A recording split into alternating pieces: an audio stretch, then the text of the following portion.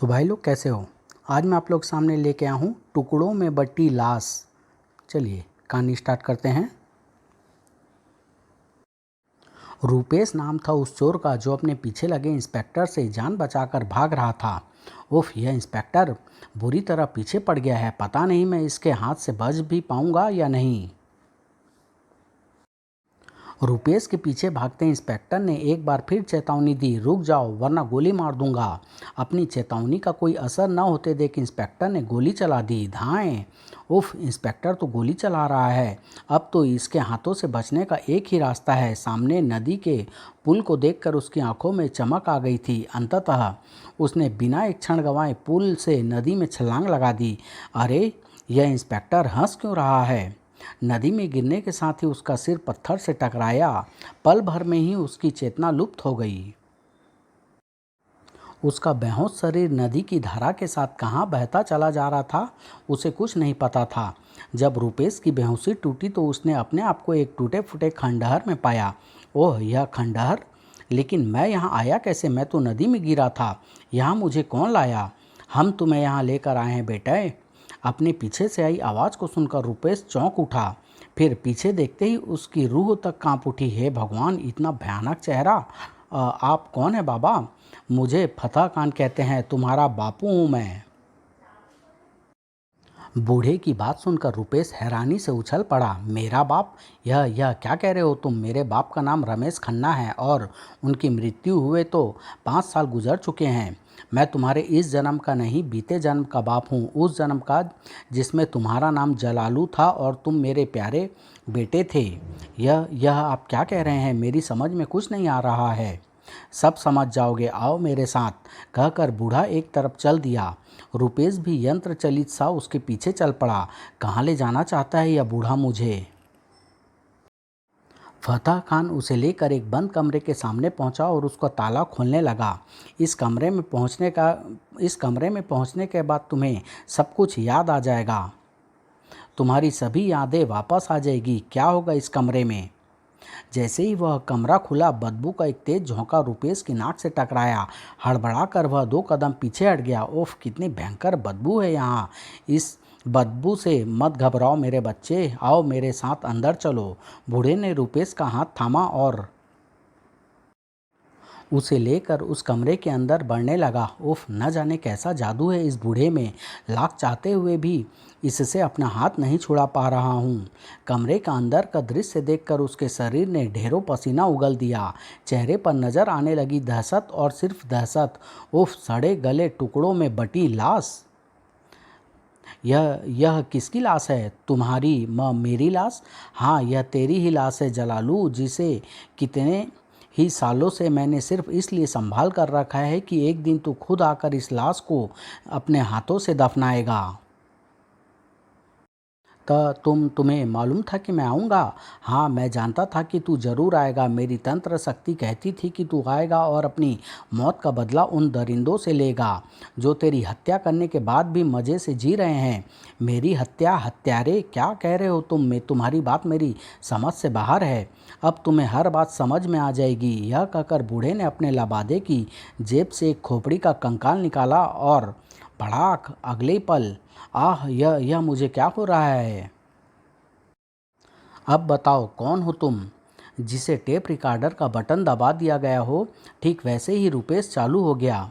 जलालू नाम है मेरा। फतेहपुर नामक रियासत के बादशाह सबा खान का सिपह सालार हुआ करता था मैं।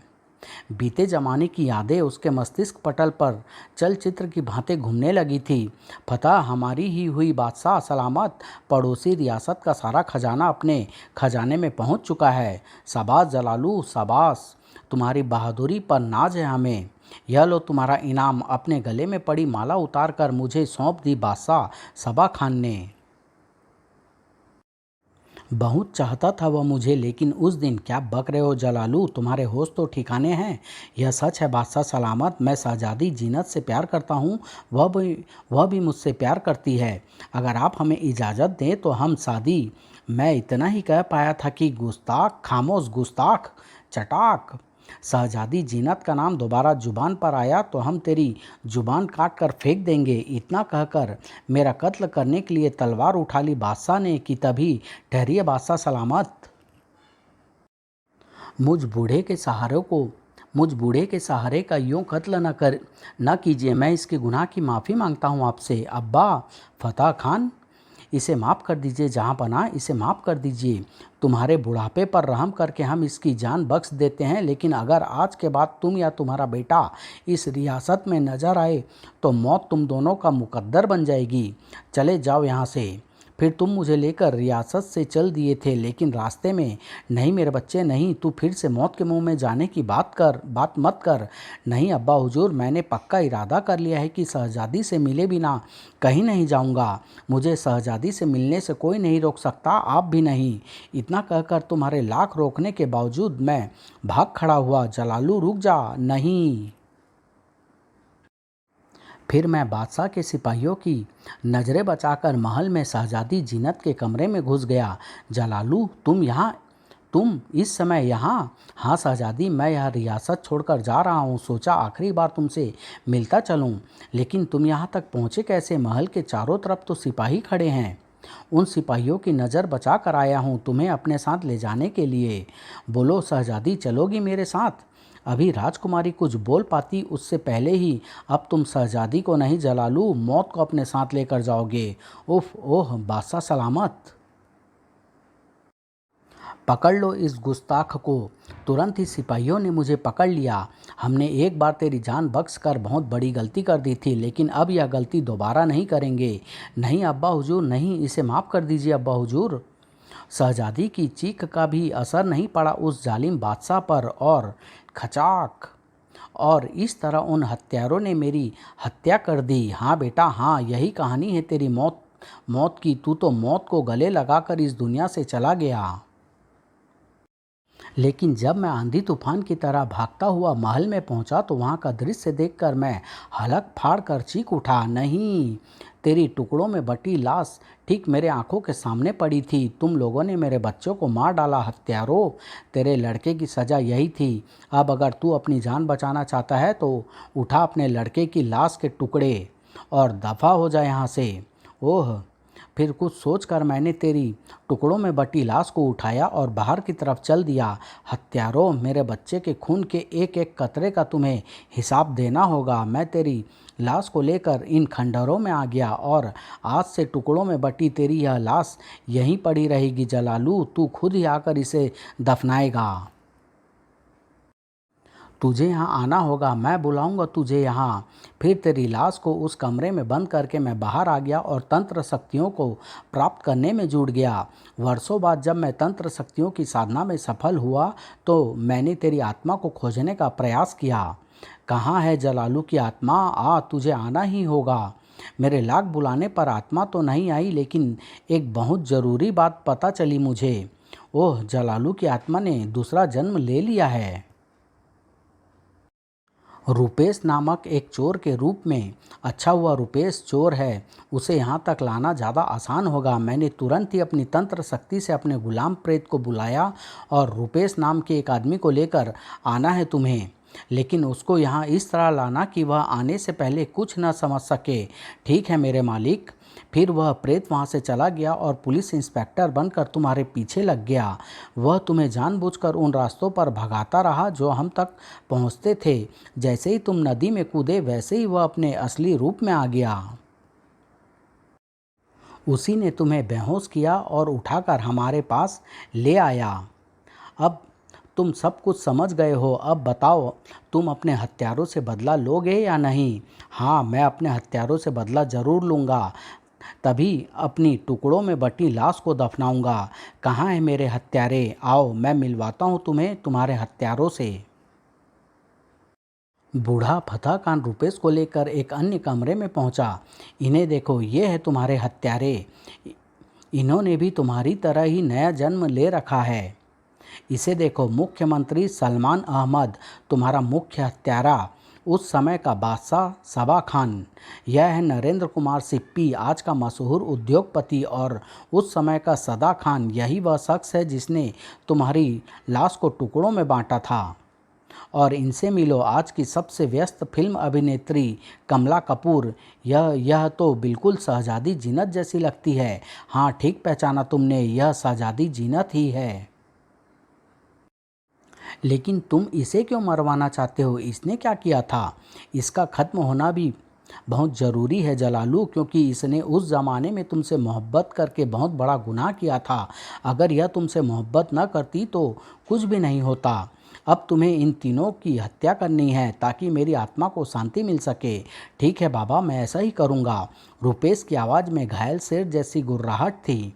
मशहूर उद्योगपति नरेंद्र सिप्पी, एक बिजनेस मीटिंग में मुझे शहर से बाहर जाना है, लौटते समय देर हो सकती है।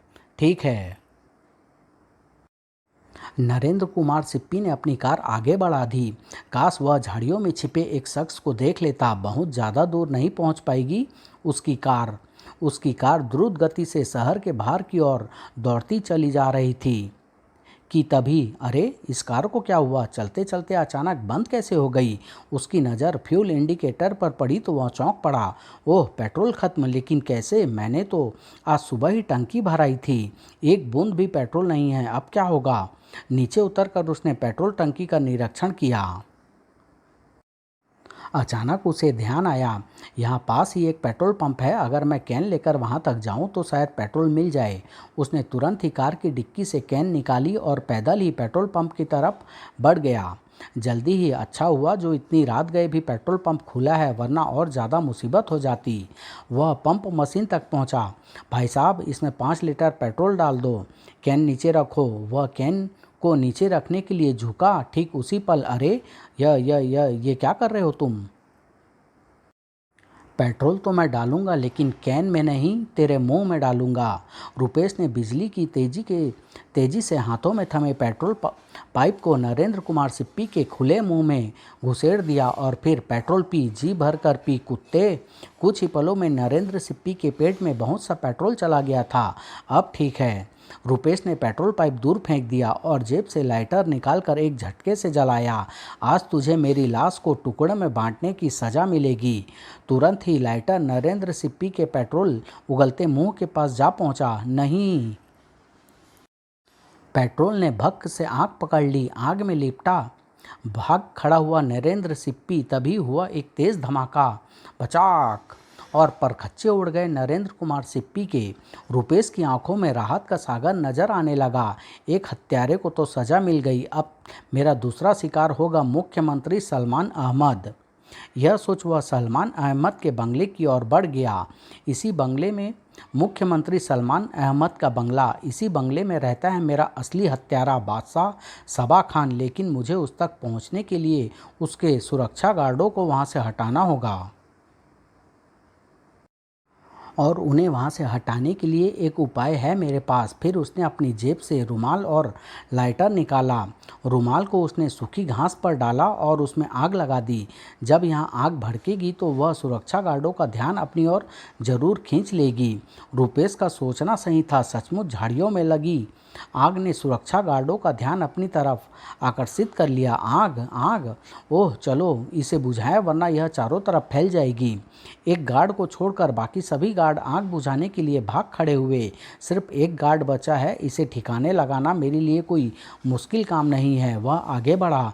बेचारा गार्ड बहुत बुरी मौत मरेगा मेरे हाथों। गार्ड चौंक पड़ा उस साय को देखकर। ठहरो, कौन हो तुम? रुको! उसको रुकता न देख गार्ड ने उसकी तरफ गन तान दी। रुक जाओ, वरना गोली मार दूंगा। दूसरे ही क्षण बिजली सी कौंधी। तलवार गार्ड का सीना चीरती हुई आर पार हो गई और वह बिना चीखे ही यमराज के दरबार में पहुंच गया। रुपेश ने आगे बढ़कर अपनी तलवार को उसके सीने से बाहर खींचा और अंदर की तरफ दौड़ लगा दी। फिर एक तेज आवाज के साथ मुख्यमंत्री के कक्ष का दरवाजा शहीद हो गया। उस साय को अपने कक्ष में देख रबड़ के बबुए की भांति उछलकर अपने बिस्तर पर बैठ गए सलमान अहमद। का कौन है तेरी मौत? उन्होंने चीखने के लिए हलक फाड़ा। बचाओ! ठीक उसी समय मुख्यमंत्री के हलक को चीरती हुई तलवार दूसरी तरफ निकल गई थी। इसी के साथ उसके प्राण पखेरु उड़ गए। लेकिन रुपेश रुका नहीं। उसने मुख्यमंत्री के हलक से तलवार खींची। मैं ठीक वही हाल करूंगा तेरी लाश का जो वर्षों पहले तूने मेरी लाश का किया था। फिर वह जालिम दरिंदों की भांति लाश को टुकड़ों में बांटने लगा। जल्द ही अपना काम खत्म करके उसने खिड़की से बाहर छलांग लगा दी। मशहूर अभिनेत्री कमला कपूर, सॉरी मैं नई फिल्म नहीं ले सकती। मैं अपनी नई फिल्म के लिए आपको साइन करना चाहता हूँ मिस कपूर। सॉरी मैं नई फिल्म नहीं ले सकती। मैं आपको सबसे ज़्यादा अमाउंट दे सकता हूँ मैडम, 1 करोड़ रुपये। छक्के छुड़ गए कमला कपूर के इस ऑफर को सुनकर। 1 करोड़ रुपये? यस मैडम, कहिए अब क्या विचार है आपका। मुझे मंजूर है। आप आज शाम 8 बजे मेरे घर आ सकते हैं। उसी शाम 8 बजे। वेलकम वेलकम, आप ही का इंतज़ार कर रही थी मैं। आइए अंदर आकर बातें करते हैं। रुपेश के रूप में मौत को लेकर वह अंदर की तरफ चल दी। अंदर पहुंचकर साइनिंग अमाउंट निकालिए, अभी देता हूं। कोर्ट के अंदर रेंग गया रुपेश का हाथ और जब बाहर आया तो चीख निकल गई कमला कपूर की। तलवार? हाँ तलवार ही है यह, और इससे मिलने वाली मौत ही तुम्हारा साइनिंग अमाउंट होगा। कौन हो तुम? मुझे नहीं पहचानती कमीनी, मैं वही हूँ जिसने तुमसे मोहब्बत की थी, तुम्हारे पीछे अपनी जान गंवाई थी। पहचान शहजादी जीनत, अपने जलालू को पहचान। मैं तुम्हें नहीं पहचानती। मुझे नहीं तो अपनी मौत को तो पहचानती है ना। अगले पल खचाक, ले पहचान अपनी मौत को। तलवार के एक ही वार ने 2 हिस्सों में बांट डाला कमला कपूर का सुंदर शरीर।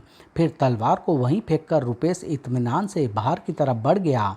खंडहर में पहुंचकर मैंने अपने हत्यारों से बदला लेकर आपके सपने को पूरा कर दिया बाबा। शाबाश बेटा, अब एक काम और कर, टुकड़ों में बटे अपने उस शरीर को दफना दे। अंदर आकर रुपेश ने कंकालों में बदल चुकी लाश के टुकड़ों को इकट्ठा किया। अच्छा बाबा, और उन्हें लेकर बाहर आ गया। जल्दी ही उसने एक कब्र खोद डाली और लाश के टुकड़ों को उसमें डाल दिया। फिर उसने कब्र में मिट्टी डालकर उसे बंद करना शुरू कर दिया। शाबाश मेरा बेटा, शाबाश। पूरी कब्र बन जाने के बाद अब तो आप खुश हैं ना बाबा? हाँ बेटा, आज मैं बहुत खुश हूँ। अचानक रुपेश के मस्तिष्क में एक विचार बिजली की भांति कौंधा। एक बात समझ में नहीं आई। सैकड़ों वर्षों के दौरान कई जन्म लेने के बाद मैंने यह जन्म और शरीर पाया है, लेकिन आप अभी तक इस रूप में कैसे जिंदा हैं? आज मैं तेरी इस बात का जवाब भी दे देता हूँ। ध्यान से देख मेरी तरफ। रुपेश ने फतेह खान की तरफ देखा तो उसकी आंखें आश्चर्य से चौड़ी होती चली गई। ओह, यह है मेरा असली रूप। मैं इंसान नहीं, वह आत्मा हूँ जो सैकड़ों वर्षों से सिर्फ इसलिए भटक रही थी कि तुम्हें यानी अपने बेटे को बुलाकर उसके हत्यारों की हत्या करवा सकूं। लेकिन इस जन्म से पहले भी तो तुम मुझे ढूंढ सकते थे।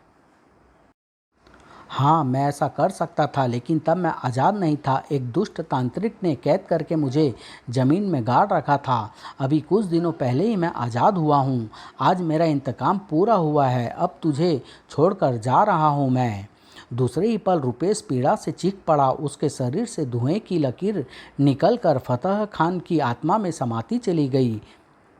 एक पल बाद ही रुपेश का बेहोश शरीर हवा में उड़ने लगा और धड़ाम, जल्दी ही रुपेश की बेहोशी टूटी। ओह, क्या हुआ था मुझे? उसने अपने दिमाग पर जोर डाला तो उसे सब कुछ याद आने लगा। मैं एक इंस्पेक्टर से बचने के लिए नदी में कूदा था और एक पत्थर से सिर पर चोट लग जाने से मैं बेहोश हो गया था। लेकिन मुझे ऐसा क्यों लग रहा है जैसे मैं बहुत समय तक बेहोश रहा हूँ और बहुत कुछ घट गया है मेरे साथ। उसने बहुत सोचना चाहा, लेकिन उफ, कुछ याद नहीं आ रहा। फिर वह उठा और एक तरफ चल दिया। मैं आज ही यह शहर छोड़कर चला जाऊंगा और दूसरे शहर में जाकर शराफत की ज़िंदगी जीऊंगा। चोरी चकारी सब छोड़ दूंगा। और वह वहां से चला गया, अपने पीछे एक तूफान छोड़कर। मुख्यमंत्री, उद्योगपति और प्रसिद्ध अभिनेत्री की रहस्यमय हत्या। हत्यारे का कोई सुराग नहीं। समाप्त।